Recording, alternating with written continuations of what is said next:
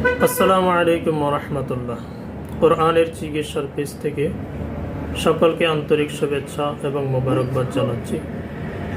সেই সাথে আপনাদেরকে একটা জিনিস আমি শেখাইতে চাচ্ছি, যেটা বর্তমান সময়ে অধিকাংশ মানুষ এই সমস্যার ভুক্তভোগী হয়ে থাকেন।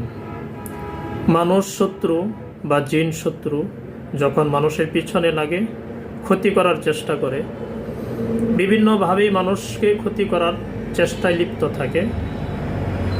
অবশেষে যখন কোনোভাবেই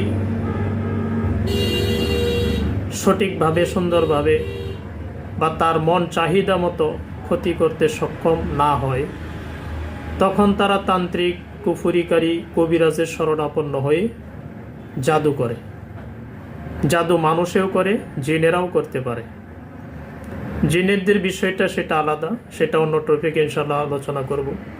আজকে আমি যে বিষয়টা আপনাদের কাছে শেয়ার করতে চাচ্ছি বা শেখাইতে চাচ্ছি, যারা জাদুগ্রস্ত, সেটা আপনি নিজে হন, আপনার ভাই বেরাদর বা আত্মীয় স্বজনের ভিতরে হোক, যদি কাউকে কুফুরি করে জাদু করা হয় এবং জাদুর অ্যাকশন যদি শরীরে বুঝতে পারে, তাহলে এই আমল যদি আপনারা আল্লাহ তাআলার উপর বিশ্বাস রেখে আল্লাহর কালামের ওসিলা নিয়ে যদি আমলটা করতে পারেন, ইনশাআল্লাহ জাদু চিরতরে নষ্ট হয়ে যাবে। আমলটা 7 দিন করতে হবে। আমলটা করার নিয়মটা সংক্ষেপে বলে দিচ্ছি। সেটা হলো, প্রথমে 7 বার সূরা ফাতিহা তেলাওয়াত করবেন সুন্দরভাবে, শুদ্ধ তেলাওয়াতের মাধ্যমে 7 বার পরে রোগীকে 7 বার দম করবেন।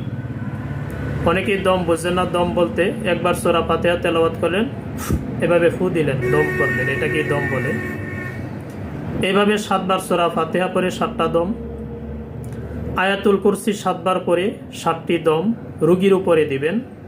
তারপরে সূরা কাফিরুন 7 বার পরে 7টি দম, সূরা ইখলাস 7 বার পরে 7টি দম, সূরা ফালাক যেটাকে কুল আউযু বিরাব্বিল ফালাক, এটা 7 বার পরে 7টি দম, সূরা নাস কুল আউযু বিরাব্বিন নাস, এটা পরে 7 বার পরে 7টি দম রোগীকে করবেন।